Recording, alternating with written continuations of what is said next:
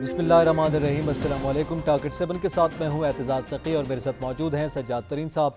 नाजरीन, आज जिक्र करेंगे कौमी असम्बली के इजलास के हवाले से, जिसमें ख्वाजा आसिफ जो है वो आज बोले हैं, बिलखुसूस इस हवाले से कि कनाडा के मेंबर ने जो पाकिस्तान में जिस तरह का इंतकाल इक़्तिदार हुआ है और जो सियासी सूरत हाल रही है, इस पर उन्होंने गुफ्तगू की है और इसे गैर आइनी करार दिया है। तो एक तो इस पे बात करेंगे, उस पर ख्वाजा आसिफ साहब ने आज बड़ी शदीद तनकीद की है। कनाडा में होने वाले इस्लामोफोबिया के वाक़यात को उन्होंने शदीद तनकीद का निशाना बनाया। इसके अलावा दीगर यूरोपीय ममालिक जो है वो इस हवाले से उन्होंने बात की कि वो क्यों नहीं देख रहे कि इंसानी हकूक़ की खिलाफ वर्जियाँ जो कश्मीर में हो रही हैं और जिस तरह भारत में की जा रही हैं, या रोहिंग्या मुसलमानों के साथ जिस तरह सलूक किया जा रहा है, तो इस पर भी उन्होंने बात की। और साथ साथ उन्होंने इमरान खान साहब को तनकीद का निशाना बनाया है कि जो सूरत हाल इस वक्त दुनिया के मुख्तलिफ ममालिक में या यूरोप में तनकीद की जा रही है मौजूदा हुकूमत पर और हमारे इदारों पर, उसके पीछे जो है जो लॉबी काम कर रही है वो इमरान खान साहब की है और वो दुनिया में पाकिस्तान का तशख़्ख़ुस ख़राब कर रहे हैं। तो आज शदीद तनकीद की है ख्वाजा आसिफ साहब ने, इस पर बात करेंगे। साथ साथ जिक्र करेंगे कि सिंध के बल्दियाती इंतखाबात का पहला मरहला जो है वो मुकम्मल हो गया है, जिसमें पाकिस्तान पीपल्स पार्टी पहले नंबर पर, GDA दूसरे नंबर पर और JUIF जो है वो तीसरे नंबर पर रही है। तो ये इंतखाबात हुए, बड़ी मार धाड़ रही। कुछ जगहों पे, कुछ हलकों में जो है कुछ पोलिंग स्टेशन के जो इंतखाबात का अमल है वो रोका भी गया और दोबारा वहाँ पे करवाने के हवाले से बात की गई इलेक्शन कमीशन की जानिब से। ये मामला तो रहा, लेकिन आज जो सूरत हाल डेवलप हुई है उसमें एक जानिब MQM ने शदीद तनकीद का निशाना बनाया है सिंध हुकूमत को, पाकिस्तान पीपल्स पार्टी को, और उन्होंने ये कहा है कि अगर कराची और हैदराबाद में भी ये सूरत हाल रही तो वो बाइकआउट करेंगे। और साथ साथ JUIF के राशिद सुमरो साहब ने यह कहा है कि वो तहरीक का आगाज़ करने जा रहे हैं JUIF के प्लेटफॉर्म से, जरदारी भगाओ तहरीक का, और सिंध हुकूमत के ख़िलाफ़ बाकायदा तौर पर वो एहतजाज करेंगे कि इलेक्शन में जो है वो धांधली की गई है। इस पर भी बात करेंगे और इसके साथ साथ हम जिक्र करेंगे कि पाकिस्तान में जो महंगाई की सूरत हाल है उस पर जमात इस्लामी जो है उसने एहतजाज का सिलसिला शुरू कर दिया है। ट्रेन मार्च का आगाज़ कर दिया गया है जमात इस्लामी की जानिब से और वो महंगाई के हवाले से आप PTI को भी तनकीद का निशाना बना रहे हैं, मौजूदा हुकूमत PDM इत्तेहाद को भी तनकीद का निशाना बनाया जा रहा है। और उनका ये कहना है कि मौजूदा हुकूमत की भी वही पॉलिसी है जो गुज़िश्ता हुकूमत की थी। तो इस सूरत हाल में जो मुआशी सूरत हाल है, अगर इसको न संभाला गया तो मुल्क के लिए ये ख़तरनाक साबित होगा और इसके हवाले से एहतजाज किया जा रहा है। इसके साथ बात करेंगे कि दूसरी जानिब आम आदमी की क्या सूरत हाल है। बिजली की कीमतों में जो है वो इजाफा किया गया, एक माह के लिए 7 रुपये फ़ी यूनिट कमो बेश जो है वो इजाफा किया जा रहा है। इसके अलावा आइंदा भी मज़ीद इजाफे के हवाले से भी इत्तलात मौजूद हैं। इसी तरह पेट्रोलियम मसनूआत की कीमतों में मज़ीद इजाफे के हवाले से भी बात की जा रही है।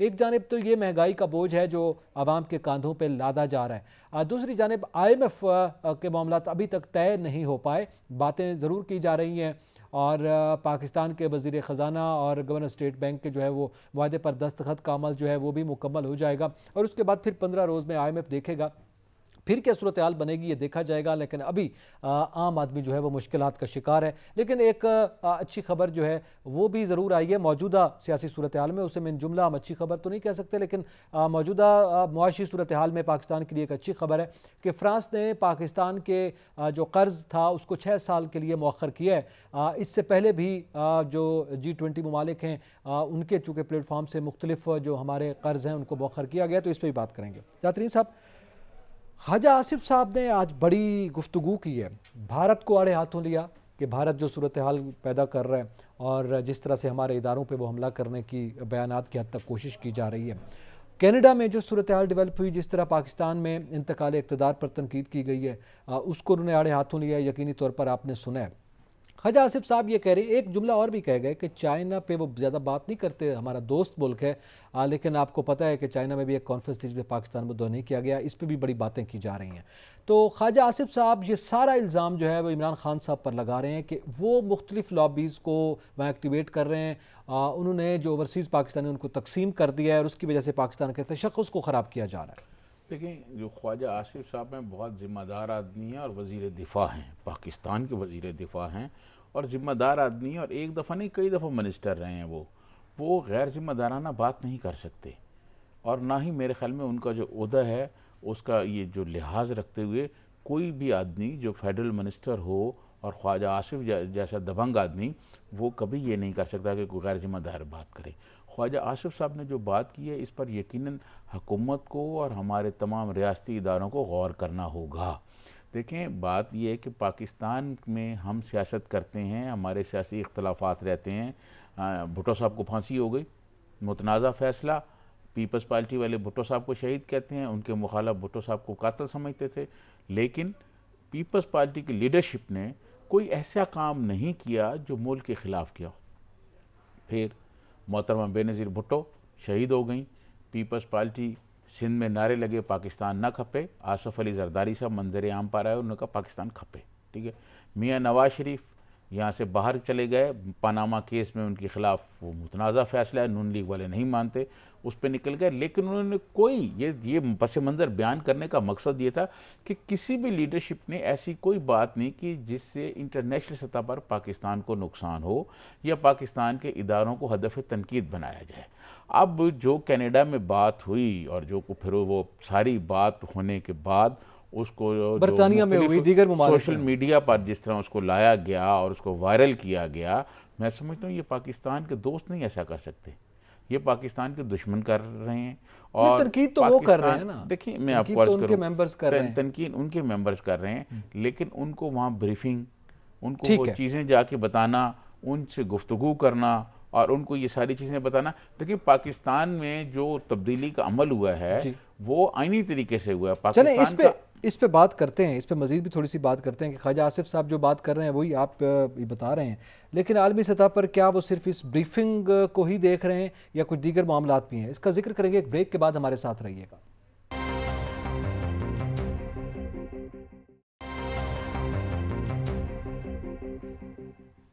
वेलकम बैक नाज़रीन, बात कर रहे हैं कि कौमी असम्बली में आज जो गुफ्तगू की गई ख्वाजा आसिफ साहब की जानिब से और आलमी सतह पे जो सूरत हाल है और जिस तरह की तनकीद हो रही है मौजूदा हुकूमत में, उसका जवाब दिया उन्होंने। नाज़रीन साहब, वो कनाडा वाला मामला उन्होंने जवाब दिया और ये बात भी हुई कि खान साहब जो हैं वो ये काम कर रहे हैं, उन्होंने ये लॉबीज़ को एक्टिवेट किया हुआ है। बात ये है, एक तो ये पहलू है जिसका आपने जिक्र किया। मेरा सवाल ये है कि आलमी सतह पर अगर इस तरह की गुफ्तगू हो रही है तो क्या ये मेंबरान जो यूरोप के मुख्तलिफ ममालिक के लोग हैं या हम चाइना का जिक्र कर रहे थे, क्या ये सिर्फ पीटीआई की ब्रीफिंग पे कर रहे हैं? उनको नहीं इल्म, क्या वो सियासतदान नहीं है, वो आलमी सतह पे बदलते हालात को खुद नहीं देख रहे, उनकी अपनी ब्रीफिंग नहीं होती? नहीं एतजाज़ सब चीज़ों को आप इस तरह ना देखें। नहीं, ऐसा नहीं होता। मेरा तो सवाल है ना, क्या नहीं होता ऐसा? मैं आपको अर्ज करूँ कि आपको पता है ना कि खान साहब का जो बरतानिया का कनेक्शन है और जहाँ उनके बच्चे रहते हैं वो ख़ानदान कितना ताकतवर ख़ानदान है, ठीक है। और उस कनेक्शन के दुनिया में कैसी लॉबी है और उस कनेक्शन में क्या क्या लोग जो हैं वो क्या क्या कर सकते हैं, एक बात। दूसरी बात यह है कि खान साहब के वो लोग, आप यकीन करें कि मैंने पहले भी ये बात कही है कि इमरान खान साहब झूठ भी कहते हैं तो उनको लोग कहते हैं ठीक कह रहे हैं। पहले वो उन्होंने अपना क्या नाम है चूरन बेचा कि जी हम साजिश हो गई, अमरीकी साजिश हो गई। अब जनाब वो कुछ और बातें कर रहे हैं, फिर वो कोई और मिसालें देते रहे हैं। तो खान साहब बुनियादी तौर पर जो बात कहें, उनके जो फॉलोअर्स हैं, उनके जो कारकुन, वो कहते हैं ठीक है। वो तो फॉलोअर्स की बात हो गई ना, तो इसी ये फॉलोअर्स तो नहीं है, नहीं जो उनके बाहर लोग बैठे हुए हैं, जो लॉबी बाहर बैठी हुई है और उनको वो सपोर्ट जो मैंने मंजर कशी की है आपकी, वो जब सपोर्ट मिलेगी तो वो तो असरअंदाज होते हैं, हर जगह पे बड़े बड़े फैसलों पे असरअंदाज होते हैं। ठीक है। और आपको पता है लॉबियाँ तो अमेरिका में भी हैं जी, अमेरिकन लॉबी से काम करती हैं और वो लॉबियस्ट जो हैं वो मुतहर्रक हो जाते हैं। फिर ऐसी बातों को ज्यादा हवा देने में हमारा दुश्मन इंडिया जो है वो तो कोई कसर नहीं छोड़ता। ठीक है। तो ये सारी चीजें मिल के जो है ना, अगर हम किसी को कोई माहौल प्रोवाइड करेंगे, को मौका देंगे तो वो फिर दुश्मन फायदा उठाएगा। तो खान साहब को ऐसा नहीं करना चाहिए। इक्तदार से हुकूमतें जाती रहती हैं, बंदे को ये अभी साबित तो नहीं हुआ ना, अभी ये तो साबित ये तो हम देखें, मेरी फेडरल मिनिस्टर बोल रहे हैं, हमारे ख्वाजा आसिफ साहब बोल रहे हैं ना कि इक्तदार जो है वो जाते नहीं रहते, दुनिया भर में जाते रहते हैं। इमरान खान साहब को पाकिस्तान के आइन और कानून के मुताबिक इक्तदार से निकाला गया है, तो इक्तदार जाते रहते हैं। वो कोशिश करें दोबारा आ जाएं। पीपल्स पार्टी को देखो, भुट्टो साहब गए 2 मरतबा प्राइम मिनिस्टर, मोहतरमा बेनज़ीर भुट्टो गए या मोहतरमा गई तो आलमी सतह पे तनकीद तो आई ना सर पाकिस्तान पे। दुनिया के जितने जराइद थे सबने लिखा ना उस वक्त। मार्शल लॉ का जमाना था ना जी, वो मार्शल लॉ वो तो पाकिस्तान में था ना, अभी तो कोई दुनिया की जबान तो बंद नहीं थी। नहीं, दुनिया मार्शल लॉ पे तनकीद कर रही थी ना। अभी तो कोई ऐसी तरीका नहीं हुआ ना कि कोई मार्शल लॉ लगी हो। अब तो पाकिस्तान का जो आइन कहता है, अगर हम अपने आइन पर अमल दरामद नहीं करेंगे तो और क्या करेंगे। हम तो अपने आइन पे अमल, बल्कि दुनिया को तो हमारा साथ देना चाहिए कि हमने आइन पर अमल किया है, जो हमारा आइन है उस आइन के मुताबिक काम किया है और आइन के मुताबिक इमरान खान साहब को रुखसत किया है। अच्छा, अब इसमें ये जो सूरत हाल डेवलप हुई, हमारे फेडरल मिनिस्टर को, ख्वाजा साहब को कौमी असम्बली में आज बाकायदा वजाहत देना पड़ी है, उस पर बात करना पड़ी है और जवाब देना पड़ा है। इस हद तक प्रेशर है इस हुकूमत पे? अच्छा, ये वजाहत वाली जो बात की ना, ये इस तरह नहीं है वजाहत वाली। मैं समझता हूँ ख्वाजा आसिफ साहब ने जो कुछ दुनिया में होता है उसके बारे में उन्होंने कौमी असम्बली में हुकूमत की पॉलिसी स्टेटमेंट दी है। उन्होंने पॉलिसी बयान दिया है कि जनाब ये वाली बात ऐसे नहीं होनी चाहिए, इससे ये नुकसान होना होगा, इससे ये होगा। तो मैं समझता हूँ कि वो कोई वजाहतें नहीं करते जो ख्वाजा आसिफ साहब हैं, उन्होंने एक पॉलिसी स्टेटमेंट दी है कि जनाब ये लोग हो रहे हैं, ठीक है, ये इसको इस अच्छा, एक सवाल जो है वो ख्वाजा आसिफ साहब तो ये कर रहे हैं, एक मेरे ख्याल में वजाहत देनी चाहिए वजीर खारजा को, बिलावल भुट्टो जरदारी साहब को। ये चाइना वाली बात है, मेरे ख्याल में इस पर बड़ी तनकीद हो रही है कि हमारी वजारत खारजा की जानिब से कोई उस पर कमेंट नहीं किया गया। चले, उधर तो उनका कनेक्शन था ना खान साहब का, इधर किसका कनेक्शन? ये आप बात बिल्कुल ठीक कह रहे हैं। इस पर मैं समझता हूँ कि वजारत खारजा के जो लोग हैं वो उनको आना चाहिए सामने और वो वजाहत करें बिल्कुल। और हफ्तावार ब्रीफिंग जो होगी, मैं समझता हूँ स्पोक्समैन की, तो वो यकीनन इस पर उसको क्वेश्चन होगा, वो बताएगा और उनको बताना चाहिए, कौम को हकाइक बताना उनकी जिम्मेदारी है, उनकी जिम्मेदारी है जी। वो ये हुकूमत कहती रही है कि खान साहब ने नाराज किया है दीगर इन ममालिक को, तो वो उनसे जो नाराज है, तो आपको क्या हुआ? मेरा ख्याल है ये है कि एक आधे दिन तक शायद बिलावल भुट्टो भी शायद कौमी असम्बली में आएंगे और वो भी कोई पॉलिसी स्टेटमेंट देंगे इस हवाले से। अच्छा, पॉलिसी स्टेटमेंट उनकी जानिब से भी सामने आएगी। चलें, इसके साथ साथ आपने बिलावल भुट्टो जरदारी साहब का जिक्र किया है, तो सिंध बड़ा अहम है, उसके बल्दियाती इंतखाबात हो रहे हैं। बल्दियाती इंतखाबात आम आदमी के लिए हमेशा अच्छे होते हैं, आप भी उसके सपोर्टर रहे हैं, हम भी उसकी सपोर्ट करते हैं, लेकिन जो सूरत हाल डेवलप हुई है उस पर ज़रा बात करते हैं। उसके बाद कुछ बयानात आ रहे हैं, कुछ तनकीद आ रही है। नाज़रीन, यहाँ पे वक्त तो एक ब्रेक का, हमारे साथ रहिएगा।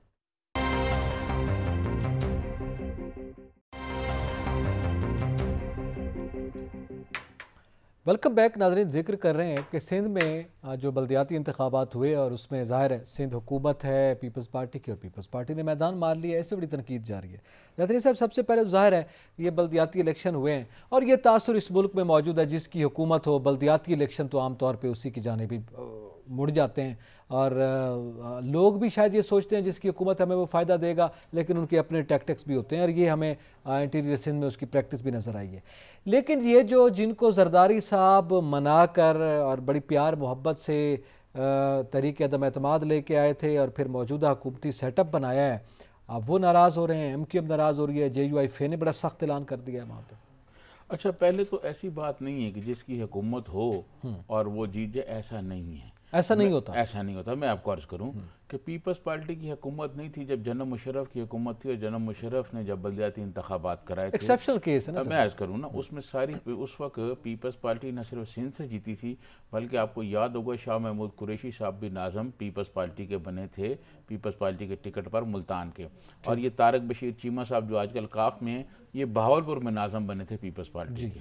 तो पीपल्स पार्टी का बैंक वोट तो हर जगह पड़ा हुआ है। अब जो बात अभी हुई है उसमें यकीनन ऐसे होता है कि बल्दियाती इंतखाबात हल्के छोटे होते हैं, लोग बिरादरियों पर और मुख्तलिफ उस पर तकसीम हो जाते हैं, तल्लकदारियों पर, रिश्तेदारियों पर तकसीम हो जाते हैं, कुछ इधर होते हैं कुछ उधर होते हैं।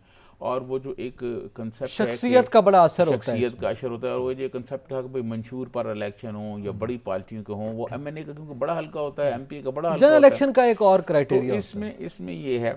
फिर अब जो वहाँ पर MQM है, MQM को की ये ख्वाहिश थी उनकी कि शायद बहुत सारे शहरों में, जैसे जनरल मुशर्रफ के ज़माने में उनकी बड़ी सरपरस्ती हुई और उन्होंने बहुत सारे जीते हल्के, उनका ख्याल ये था कि ये हल्के वो अब भी जीतेंगे।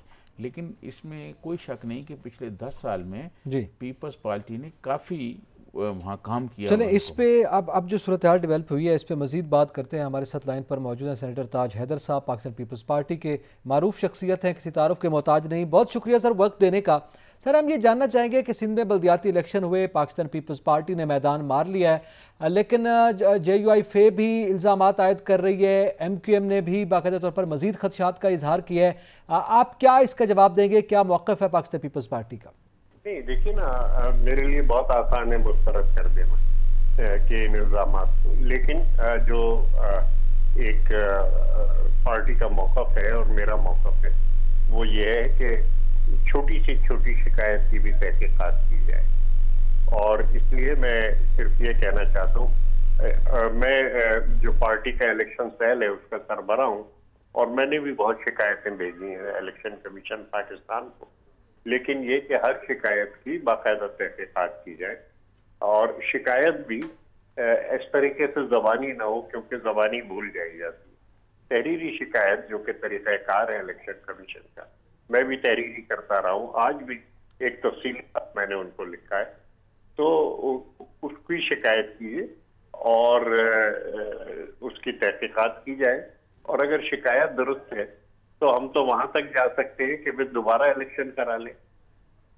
लेकिन ताज भाई, आप ये बताएं कि ये अगर इसी तरह सारी शिकायत जो लोगों की हैं इस पर तहकीकात होनी शुरू हो जाए तो इतने वसाइल कहाँ से आएंगे, और फिर ये इलेक्शन का टाइम और ये कहाँ से होगा सारा कुछ फिर? नहीं, कितनी आखिर शिकायत है वो तो कहते हैं। आजकल तो सबूत देना बड़ा आसान है कि वो कोई भी वीडियो बना लेता है और वो लोग पहचाने जाते हैं। तो आज भाई अगर इनके पास कोई सबूत नहीं है तो फिर ये इतने मतलब दबंग अंदाज से राशिद सुमरू साहब भी कह रहे हैं और तहरीक का अनाउंस कर रहे अख्तर साहब भी बहुत जज्बाती नजर आ रहे थे। जी, मैं तो नहीं कह रहा जी, आप जो वो कर रहे हैं तो उसका इल्जाम मुझे क्यों दे रहे हैं? नहीं तो फिर वो कैसे किया जाए ताकि ये जो इलेक्शन है ये सब। एक सीधी सी बात है कि इलेक्शन कमीशन को सबूत के साथ एक दरखास्त दे दी जाए। मेरी इलेक्शन कमीशन से सारे दिन कल मेरे झगड़े होते रहे, ठीक है, कि और इत्तलात भी मैं उन्हें देता रहा हूं कि जी आपका पूरा स्टाफ अगवा हो गया, ये मैंने इत्तला दी, या ये कि एक आजाद उम्मीदवार उस पोलिंग स्टेशन पे वो डिब्बा लेके नहर में कूद गया है, वो वीडियो भी मैंने ही इलेक्शन। और जहां जहां भी छोटे मोटे झगड़े हुए, जो भी बात हुई, 14 डिस्ट्रिक्ट थे, 14 के 14 डिस्ट्रिक्ट में हमारे इलेक्शन सेल मुतहर्रिक थे, ग्रुप बने हुए थे इंटरनेट के ऊपर, तो जो भी शिकायत आती थी वो फौरन मेरी स्क्रीन पे होती थी और मुझे हर घंटे चेयरमैन बिलावल साहब को रिपोर्ट करना होता। तो ये चीजें जो हैं, ठीक है। अब आप समझते हैं कि इलेक्शन कमीशन जो है वो इस पे तहकीकात करके बताए कि क्या सूरत हाल है, उस पर ज़ाहिर है बतौर पार्टी आप भी इसको कबूल करेंगे। यहाँ पे वक्त तो एक ब्रेक का, हमारे साथ रहिएगा।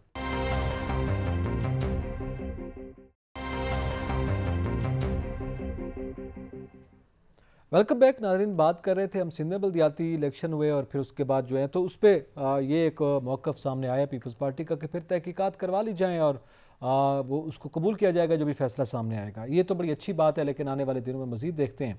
अब सजाद तरीन साहब, मामला है महंगाई का, और महंगाई के मामले में इस वक्त एक जानब ज़ाहिर है PTI तो अपनी बात कर रही है, लेकिन उसका एक दूसरा मामला भी है कि उनकी हुकूमत ख़त्म हुई है, लेकिन जमात इस्लामी ट्रेन मार्च कर रही है, जिसके वजह से आप ये कह सकते हैं कि वो अवामी इशू को लेकर आगे बढ़ रही है।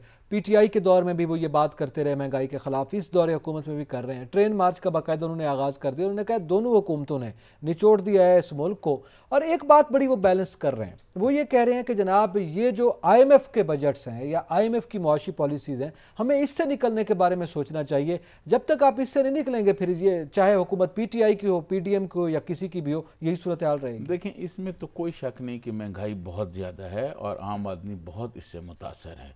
और मैं समझता हूँ सिराजुल हक साहब जो बात कर रहे हैं वो बिल्कुल ठीक कर रहे हैं कि आम आदमी बहुत मुश्किलात का शिकार है। आम आदमी के लिए बहुत ज़्यादा मसाइल हैं, और वो जो ट्रेन मार्च कर रहे हैं वो सिर्फ महंगाई के इशू पर आवाम को कर रहे हैं। लेकिन अब सवाल ये पैदा होता है कि उन्होंने बिल्कुल ठीक कहा कि IMF के फ्रेमवर्क में अगर हम रहेंगे तो IMF के फ्रेमवर्क में रह के ना आवाम को हम रिलीफ नहीं दे सकते। अब सवाल ये है, क्वेश्चन ये है कि IMF के फ्रेमवर्क से कैसे बाहर निकला जाए। ये खान साहब जो मुआहदे करके गए हैं और ख़ान साहब ने जो वारदात डाल दी है, उसके बाद चीज़ों का महंगा हो जाना, पेट्रोल का महंगा हो जाना। और मैं आज वजारत ख़जाना गया हुआ था एतजाज़ साहब, ये पता करने के लिए कि ये बातचीत कैसे होगी और IMF के क्या इम्पैक्ट पड़ेगा, क्योंकि मुझे ये पता था कि आप हर दफ़ा ये सवाल पूछते हैं कि ये फिगर्स ठीक हैं या IMF से तय होने के बाद तब्दीलशुदा फिगर्स आएंगे। तो आप यकीन करें कि कुछ फिगर्स, कुछ चीज़ें उन्होंने मुझे ऐसी बताई हैं कि अभी मैं ऑन एयर नहीं कह सकता। कि महंगाई में और अगर इजाफा होगा तो किस किस शोबे सर में आप होगा। ऑन एयर नहीं कहेंगे तो फेस तो करना है इस कौम ने ना, वो चंद दिनों में सामने आ जाएगा जी। तो वो जब आ जाएगा तो फिर तो हम मेरे भी ख्याल कह में देंगे। उस पर तो बहसें सोशल मीडिया पे भी चल पड़ी हैं। मैं आपको अर्ज करूं कि ये महंगाई का जो इशू है और जमात इस्लामी ने जो इशू उठाया ये बिल्कुल ठीक उठाया है। ठीक है। और इसकी वजह से बड़े मसाइल पैदा हो रहे हैं, बहुत गरीब अच्छा आदमी एक और बात जो मुश्किलात जमात का इस्लामी शिकार कर रही है, इसके साथ एक और इशू भी हो सकता है। वो कह रहे हैं कि पीटीआई ने और पीडीएम ने मिलकर कश्मीर को बेच दिया है, ये भी वो तनकीद कर रहे हैं। महंगाई पे भी वो बात कर रहे हैं, मौजूदा सूरत हाल के हवाले से भी। अब मेरा एक सवाल इसमें थोड़ा सा ये है कि आपको याद होगा जब पीटीआई के दौर में महंगाई में इजाफा शुरू हुआ था तो उस वक्त ये सारे पीडीएम इत्तेहाद जो है वो महंगाई मुकाओ मार्च कर रहा था। पाकिस्तान पीपल्स पार्टी महंगाई के ख़िलाफ़, बिलावल भुट्टो ज़रदारी साहब वहाँ से मार्च लेके आए थे महंगाई के ख़िलाफ़। अब उनकी हुकूमत आ चुकी है जो कल महंगाई के, और उन्होंने जमात इस्लामी को इन्वाइट भी किया था, वो उस वक्त नहीं आए। लेकिन अब वो ये बैठे हैं हुकूमत में, पीटीआई बाहर चली गई है। पीटीआई तो खैर मुख्तलिफ बातें कर रही है, अब दीगर जमातें महंगाई पे बात कर रही हैं। तो ये क्या मतलब जो इक़्तिदार में आ जाए वो आज़ाद, और इधर से अगर आप अपोजिशन में रहें तो महंगाई पे बातें करते रहें। वैसे ये जमात इस्लामी से जो है जब से सराजुल हक साहब आए हैं, इनके ना बने हैं, तो मैं समझता हूँ उस वक्त से जमात इस्लामी ने इत्तेहादों की सियासत कम कर दी है। वरना पाकिस्तान में इत्तेहादों की सियासत करने में जमात इस्लामी हमेशा सैर फहरिस्त रही है। और उन्होंने इस दफ़ा अपना अलहदा सारा प्रोग्राम रखा है, एहतजाजी मार जलसे।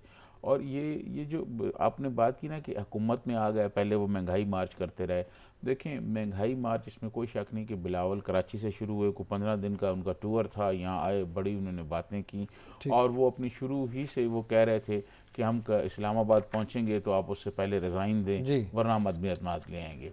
लेकिन जो वो जब हुकूमत में आए तो जो IMF का फ्रेमवर्क है जिसकी सिराजुल हक साहब बात कर रहे हैं, उस फ्रेमवर्क में रह के कोई भी जमात आ जाए तो उस फ्रेमवर्क से के अंदर तो यही बजट बनेगा जो बनाया गया है, और महंगाई की यही सूरत हाल रहेगी। इसीलिए मैं बार बार और हर प्रोग्राम में कहता हूँ कि हमें मुतबादल निज़ाम के बारे में सोचना पड़ेगा कि कोई मुतबादल निज़ाम हो ताकि इस महंगाई से, इस गुर्बत से, इस बेरोज़गारी से हम अपनी अवाम की जान छुड़ा सकें। बिल्कुल, मुतबादल निज़ाम के लिए तमाम सियासी जमातों को एक जिम्मेदारी है कि वो जाने बढ़े और देखें कि फिर क्या मुतबादल हो सकता है। हमारे पास अब बहुत हो चुका, तो हमें तमाम सियासी जमातों के कांधों पर, चाहे वो हुकूमत में है चाहे हुकूमत से बाहर, जिम्मेदारी आयद होती है कि वो मुआशी पॉलिसीज़ जो कि आउट ऑफ द बॉक्स हों वो लेकर सामने आएँ और उनको इम्प्लीमेंट किया जाए। एतजाज़ नकी और सजात को इजाज़त दीजिए। अल्लाह हाफ़िज़।